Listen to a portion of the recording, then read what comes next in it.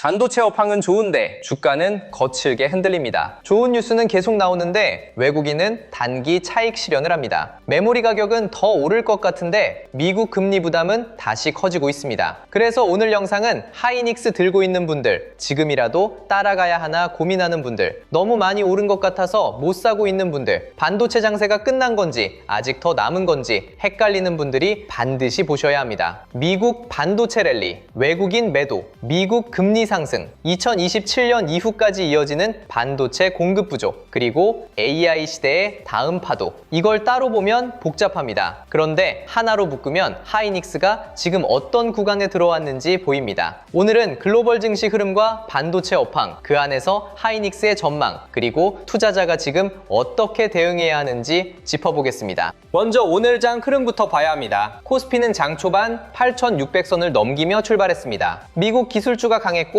반도체 중심으로 랠리가 나왔기 때문이죠. 원래라면 국내 반도체주도 그 흐름을 그대로 이어받을 수 있는 장이었습니다. 그런데 시장이 생각보다 단순하게 움직이지 않았습니다. 장 초반 강하게 출발한 뒤 상승폭을 빠르게 반납했고 외국인 매도세가 확대되면서 지수는 다시 8,400선대로 밀렸습니다. 개인과 기관은 매수했습니다. 하지만 외국인이 5천억 원 넘게 팔면서 장 초반 흐름을 눌렀습니다. 이게 지금 한국 증시의 특징이에요. 미국 반도체가 좋아도 국내 시장은 외국인 수급에 따라 장중에 크게 흔들립니다. 하이닉스도 마찬가지입니다. 업황이 좋다고 해서 주가가 매일 편하게 오르는 장이 아닙니다. 좋은 재료가 있어도 외국인 차익 실현과 금리 부담이 나오면 장중에는 얼마든지 흔들릴 수 있습니다. 그런데 여기서 중요한 건 미국 반도체 랠리의 성격입니다. 간밤 미국 증시는 반도체를 중심으로 강했습니다. 기술주가 다시 살아났고 AI와 메모리 관련 종목에 돈이 붙었습니다. 이건 하이닉스에게 굉장히 중요한 배경입니다. 하이닉스는 한국 종목이지만 주가 흐름은 미국 반도체와 강하게 연결돼 있습니다. 엔비디아가 강하고 마이크론이 버티고 AI 데이터 센터 관련 수요가 살아있으면 하이닉스도 시장 중심에서 밀려나기 어렵습니다. 특히 하이닉스는 AI 메모리의 대표 종목입니다. HBM과 서버 디램, 고부가 메모리 수요가 강할수록 하이닉스의 이익 기대는 커질 수밖에 없습니다. 그래서 미국 반도체 랠리는 하이닉스 주가의 단순한 분위기 호재가 아닙니다. 글로벌 AI 투자 자금이 다시 하드웨어와 메모리 쪽을 보고 있다는 신호입니다. 다만 오늘 시장을 노린 요인도 분명합니다. 미국 국채 금리가 다시 올랐습니다. 2년물 금리는 4.17%대까지 올라왔고 10년물 금리도 4.46% 수준으로 상승했습니다. 이유는 미국 고용 지표였습니다. 구인 건수가 예상보다 좋게 나오면서 노동시장이 아직 탄탄하다는 신호가 확인됐고, 그러면 시장은 다시 이렇게 생각하게 됩니다. 연준이 금리를 쉽게 내리지 못하는 것 아니냐? 금리가 높게 유지되면 달러 자산의 매력이 커집니다. 그러면 외국인 입장에서는 한국 같은 신흥국 시장에서 일부 자금을 빼고 싶어질 수 있어요. 오늘 국내장 초반에 외국인 매도가 나온 것도 이런 금리 부담과 연결해서 봐야 합니다. 하이닉스 투자자 입장에서는 이걸 무시하면 안 됩니다. 업황은 좋습니다. 그런데 금리와 환율, 외국인 수급이 단기 주가를 계속 흔들 수 있습니다. 그래서 지금은 업황만 보고 몰빵하는 장도 아니고 외국인 매도만 보고 도망가는 장도 아닙니다. 둘을 같이 봐야 합니다. 여기서 한국 시장에 대한 글로벌 자금 흐름도 중요합니다. 최근 글로벌 금융사들이 중국과 인도보다 한국 시장에 더 관심을 보이고 있다는 조사 결과가 나왔습니다. 한국에 대한 확장 관심이 지난해 21% 수준에서 올해 약 50%로 올라왔다는 내용이죠. 이건 그냥 분위기 좋은 뉴스로만 볼 게 아닙니다. 글로벌 자금이 아시아 안에서 어디를 다시 볼지 고민하고 있다는 뜻입니다. 중국은 지정학과 규제 부담이 있고 인도는 규제 장벽이 여전히 복잡합니다. 그 사이 한국은 반도체 이익 성장, 코스피 강세, 채권 시장 개방 기대, 저평가 해소 가능성이 동시에 붙고 있습니다. 올해 코스피가 크게 올랐고 삼성전자와 SK하이닉스가 지수 랠리를 끌고 왔다는 점도 글로벌 금융사들이 한국을 다시 보는 이유가 되고 있습니다. 이 그림이 하이닉스에 왜 중요하냐면요. 한국 시장을 다시 보는 자금은 결국 가장 먼저 반도체를 봅니다. 그리고 그 중심에 하이닉스가 있습니다. 하이닉스는 지금 한국 증시 리밸런싱의 핵심에 있는 종목입니다. 한국입니다. 글로벌 자금이 한국을 다시 본다면 가장 먼저 확인하는 건 코스피 전체가 아니라 한국이 글로벌 시장에서 뭘 잘하느냐입니다. 답은 반도체입니다. 그 중에서도 AI 메모리입니다. 하이닉스는 HBM에서 가장 선명한 프리미엄을 받는 종목입니다. 삼성전자가 한국 반도체 전체의 체급과 중심축이라면 하이닉스는 AI 메모리 사이클의 가장 날카로운 성장축입니다. 그래서 글로벌 자금이 한국을 다시 볼 때 하이닉스를 빼고 보기 어렵습니다. 다만 이 말이 하이닉스가 매일 오른다는 뜻은 아닙니다. 오히려 자금이 많이 몰릴수록 변동성은 더 커집니다. 외국인이 들어올 때는 강하게 오르고 차익 실현할 때는 빠르게 밀릴 수 있어요. 하이닉스는 이제 가벼운 종목이 아니라 한국 시장 전체를 흔드는 대형 주도주가 됐습니다. 그래서 투자자는 좋다 나쁘다보다 흐름과 수급을 같이 봐야 합니다.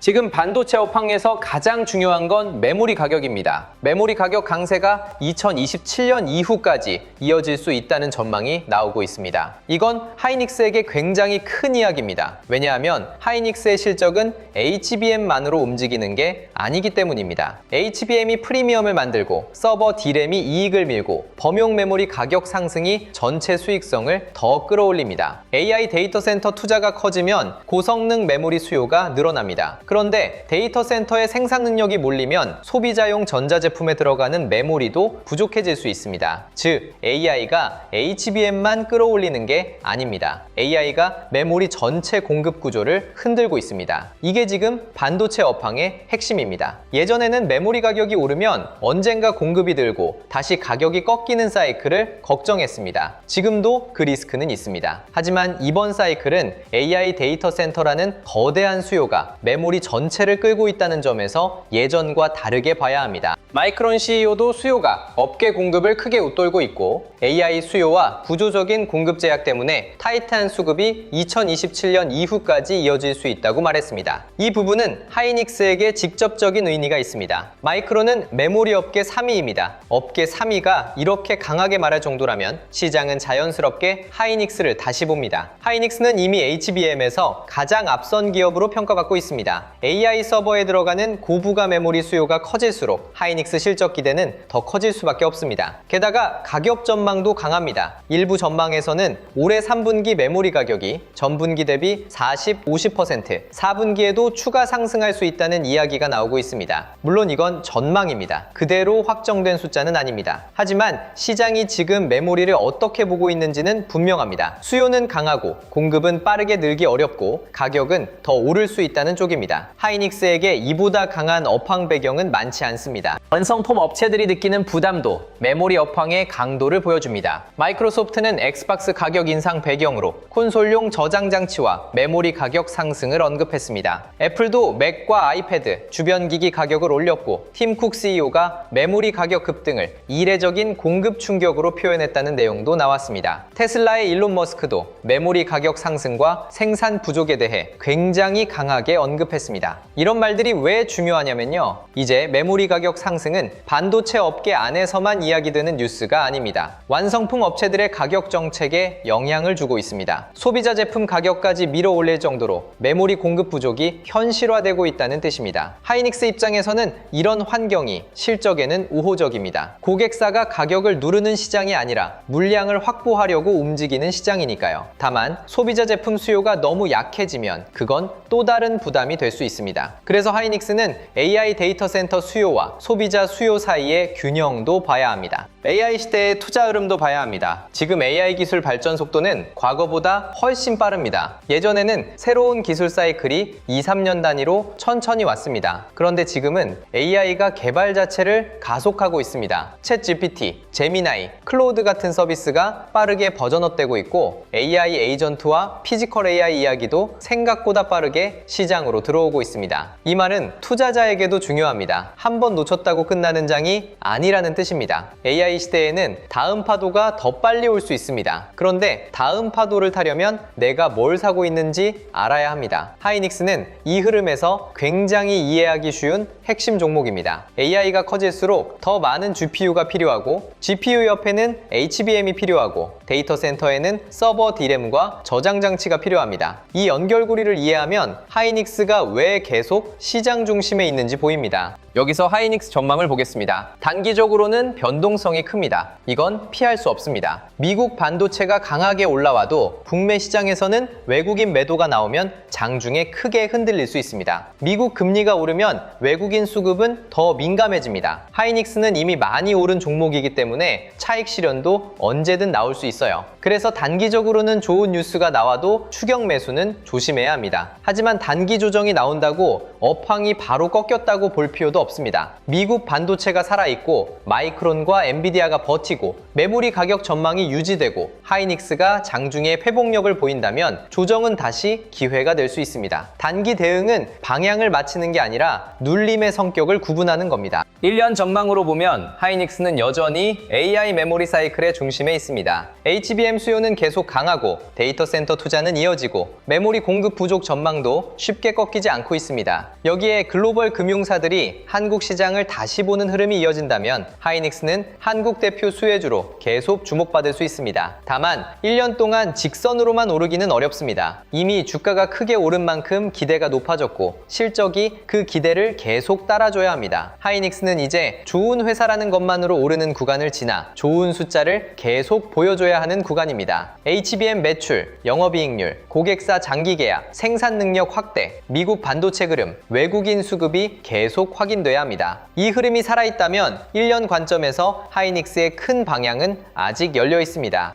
장기 전망은 AI 인프라 사이클과 같이 봐야 합니다. AI가 단순 소프트웨어로 끝나지 않는다면 결국 물리적인 투자가 필요합니다. 데이터 센터가 필요하고 전력이 필요하고 냉각이 필요하고 GPU가 필요하고 그 옆에 HBM이 필요합니다. 이 구조가 이어지는 한 하이닉스는 AI 투자 지출의 수취자 쪽에 있습니다. 빅테크가 돈을 쓰면 그 돈이 GPU, HBM, 서버, 데이터 센터 인프라로 흘러갑니다. 물론 장기 리스크도 있습니다. AI 투자 과열이 꺾일 수 있고 금리 부담이 커질 수 있고 메모리 업체들의 증설이 언젠가 공급 부담으로 돌아올 수 있습니다. 또 HBM 경쟁에서 삼성전자와 마이크론의 추격도 계속될 겁니다. 하지만 현재 시점에서 AI 인프라 투자가 멈추는 그림보다는 속도 조절을 거치더라도 계속 이어지는 그림이 더 강합니다. 그래서 하이닉스는 장기적으로도 AI 메모리 대표주라는 위치를 계속 봐야 합니다. 하이닉스에서 가장 좋은 시나리오는 미국 반도체 랠리가 이어지고 미국 금리 부담이 진정되고 외국인 매도세가 줄어드는 흐름입니다. 여기에 메모리 가격 상승 전망이 유지되고 HBM 수요가 계속 강하고 하이닉스 실적 전망이 더 올라가면 주가는 다시 강하게 움직일 수 있습니다. 이 경우에는 단기 조정이 나와도 핵심 물량을 쉽게 줄일 필요가 없습니다. 오히려 장중에 흔들리다가 회복하는 구간, 외국인 매도가 둔화되는 구간, 삼성전자와 같이 반도체 대형주가 살아나는 구간은 좋은 눌림이 될 수 있습니다. 하이닉스는 이미 시장이 다 아는 종목입니다. 그래서 편하게 살 수 있는 구간은 자주 안 옵니다. 기회는 대개 불편한 조정 속에서 나옵니다. 반대로 위험한 시나리오도 있습니다. 미국 반도체가 다시 꺾이고 금리가 더 올라가고 외국인 매도가 계속 커지고 하이닉스가 장중 반등 없이 밀리는 흐름입니다. 여기에 메모리 가격 전망이 약해지거나 AI 투자 지속성에 대한 의심이 커지거나 고객사 수요 둔화 이야기가 나오면 조정은 더 커질 수 있습니다. 이 경우에는 하이닉스가 좋은 종목이라는 이유만으로 무조건 버티면 안 됩니다. 좋은 종목도 시장이 위험할 때는 크게 흔들립니다. 특히 하이닉스처럼 이미 많이 오른 주도주는 수급이 한번 꼬이면 하락 속도도 빠를 수 있습니다. 위험 신호가 겹칠 때는 핵심 물량만 남기고 조절 물량은 줄일 수 있습니다. 현금을 남겨야 다음 기회가 왔을 때 다시 움직일 수 있습니다. 보유자 대응부터 보겠습니다. 하이닉스를 이미 들고 있는 투자자는 큰 그림은 여전히 긍정적으로 볼 수 있습니다. 메모리 가격 강세, HBM 수요,